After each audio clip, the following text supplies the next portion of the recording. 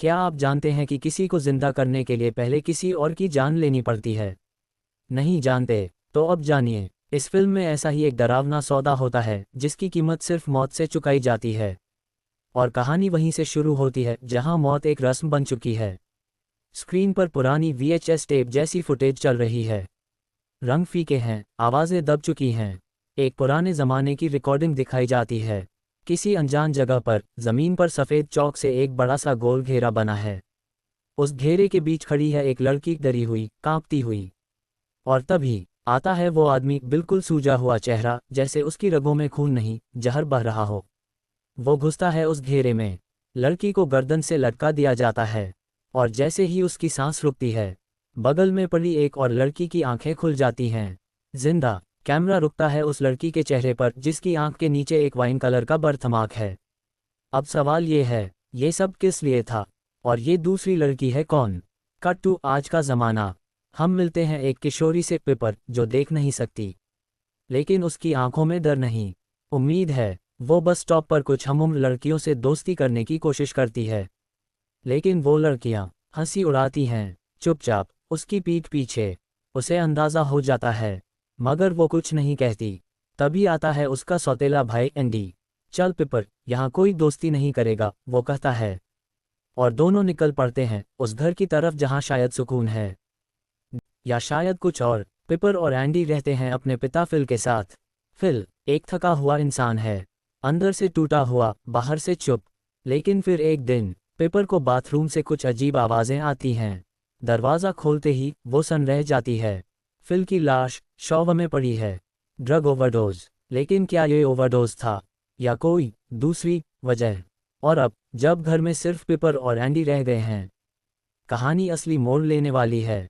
Fill की मौत के बाद पिपर और एंडी को सोशल वर्कर वैंडी के पास ले जाया जाता है।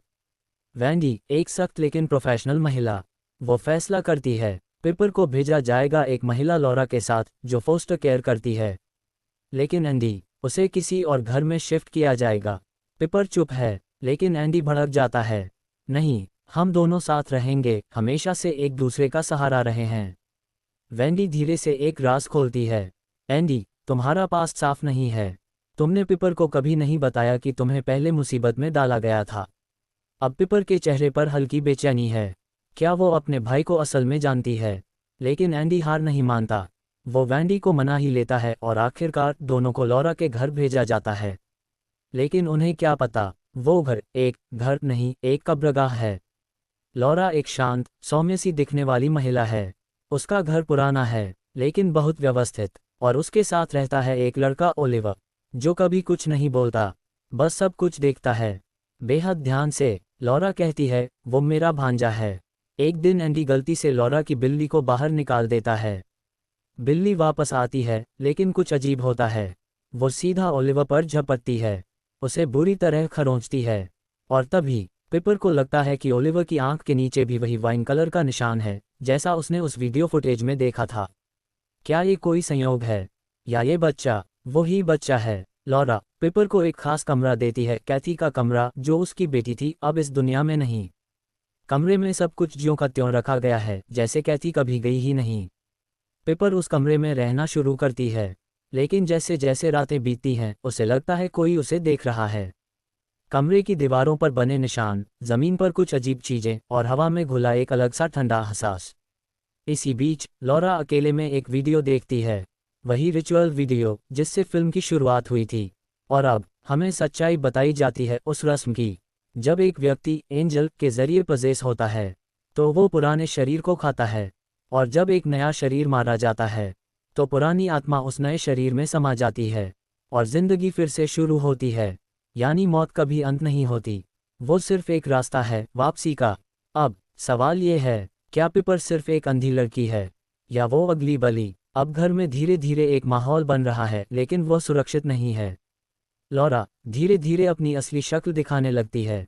पिपर के साथ वो बहुत प्यार से पेश आती है, जैसे उसकी अपनी बेटी हो। लेकिन एंडी उसके लिए एक अजनबी। वो बार बार जानबूझकर उसका नाम गलत लेती है, एंड्रू। ओह, जो भी हो। और उसकी हर बात में एक चुभन होती है। एक दिन लॉरा चोरी छिपे एंडी का फ़ोन चुरा लेती है, और उसमें एक मैसेज पढ़ती है, बस अब लॉरा को एक और वजह मिल गई है एंडी को नीचा दिखाने की। लेकिन असली खेल अभी बाकी है। अब वक्त है फिल की अंत्येष्टि का। लॉरा पिपर और एंडी को लेकर चच जाती है। पिपर, जो देख नहीं सकती, एंडी से पूछती है, डैड कैसे लग रहे हैं? एंडी रुकता है। वो अच्छे लग रहे हैं, झूठ बोलता है। लेकिन पिपर कुछ और कहती है। ग्रेपफ्रूट, उन दोनों का कोडवर्ड सच बताने के लिए। लॉरा वहीं बीच में टपकती है और चुपचाप कहती है, इसे नहीं पता। एंडी ने तो अपने डैड की तरफ देखा तक नहीं। पिपर चुप हो जाती है। एंडी अंदर जाता है और अपने पिता की लाश को पहली बार देखता है। सन, सूनी आंखें और टूटा हुआ रिश्ता। लॉरा पीछे से फिर आती है। किस करो अपने डैड को, ये रिवाज है। एंडी उसके माथे को चूमता है। लेकिन लॉरा रुकती नहीं, नहीं, होठों पे। और इससे पहले कि एंडी कुछ बोले, लॉरा खुद झुकती है और मृत शरीर के होठों को चूम लेती है। अब आप सोचिए, ये औरत असल में कौन है? क्या ये कोई माँ है या कोई? अब कहानी धीरे धीरे उस रेखा पर आ रही है जहां मृत और जीवित के बीच की दीवार गिरने वाली है। पिपर, एंडी, ओलिवर और अब लॉरा, ये सब किसी बहुत बड़े प्लान का हिस्सा हैं। लेकिन कौन किसका मोहरा है और कौन असली चाल चल रहा है, ये समझने से पहले किसी की जान जा सकती है। रात होती है और लॉरा एक नया खेल शुरू करती है। चलो डांस करते हैं, वो मुस्कुराती है। वो एंडी और पिपर को वाइन देती है। पिपर हंसती है, एंडी थोड़ा झिझकता है। लेकिन माहौल में नशा घुल चुका है। तीनों डांस करते हैं, लेकिन लॉरा की मुस्कान के पीछे एक साया है, कुछ छुपा हुआ, कुछ बेहद खतरनाक। पिपर थककर सोने चली जाती है और अब रह जाते हैं सिर्फ एंडी और लॉरा। अंधेरे में हल्की सी लाइट। लॉरा और एंडी एक गहरी बातचीत करते हैं। लॉरा कहती है, कैथी, मेरी बेटी, वो इस घर के पूल में डूब गई थी। उस दिन के बाद जैसे मेरी आत्मा भी डूब गई।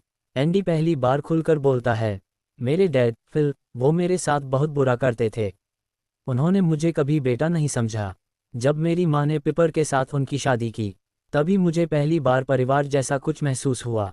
लेकिन मैंने कभी पिपर को सच नहीं बताया, क्योंकि मैं नहीं चाहता था कि उसके दिल में अपने डैड के लिए इज्जत टूट जाए। लॉरा बस सुनती रहती है, लेकिन उसकी आंखों में कोई नरमी नहीं, कुछ और है, जैसे किसी ने अभी अभी एक नई चाल प्लान की हो।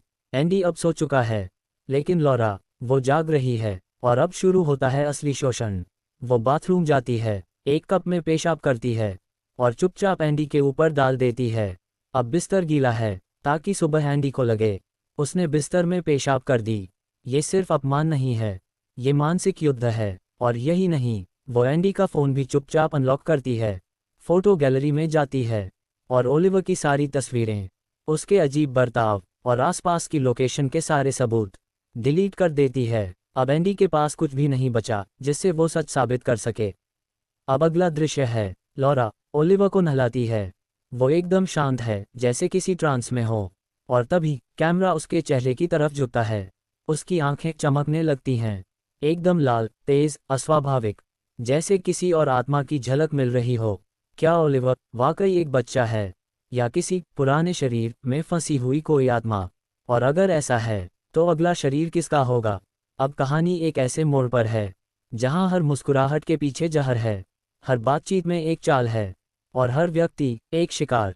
एंडी को बदनाम किया जा रहा है, पिपर को अंधेरे में रखा जा रहा है और लॉरा, वो एक साधारण महिला नहीं है, वो एक पुरानी रस्म की कड़ी है जिसमें शरीर मरते हैं लेकिन आत्माएं नहीं। अगली लॉरा चिल्ला रही है, ग्रेटर दैन, रुको ओलिवर, रुको। लेकिन ओलिवर उसका हाथ पकड़ता है और जिंदा मांस चबा डालता है। उसके जबड़े अब इंसानी जबड़े नहीं लगते। खून टपकता है, फिर वो दौड़ता है और लकड़ी की मोटी टेबल को चबाने लगता है। उसके मुंह में कांटे, फाइबर, छर्रे। लेकिन वो रुकता नहीं, फिर अपने ही हाथ का एक बड़ा टुकड़ा काटकर खुद को खाने लगता है। लॉरा, जो अब भी रिचुअल को पूरा करना चाहती है, उसे पकड़ती है और फ्रीजर खोलती है, कैथी की लाश निकालती है। ग्रेटर दैन, अब समय है, अपने पुराने शरीर को खा जाओ। ओलिवर बिना एक पल गंवाए कैथी की बर्फीली लाश पर टूट पड़ता है। पिपर के लिए रास्ता अब बचा ही क्या है? क्या वो अगली है या एंडी आखिरी बार इस राक्षसी खेल को तोड़ पाएगा? एंडी ने पिपर के लिए एक वॉइस मैसेज छोड़ा था, दिल से निकले शब्द, जिसमें वो बताता है कि लॉरा एक धोखेबाज है और वो सिर्फ अपनी बहन से प्यार करता है, बतौर भाई, हमेशा। लॉरा ये मैसेज सुन लेती है और तभी उसे एहसास होता है वो खतरे में है। एंडी और वेंडी अब बस आने ही वाले हैं।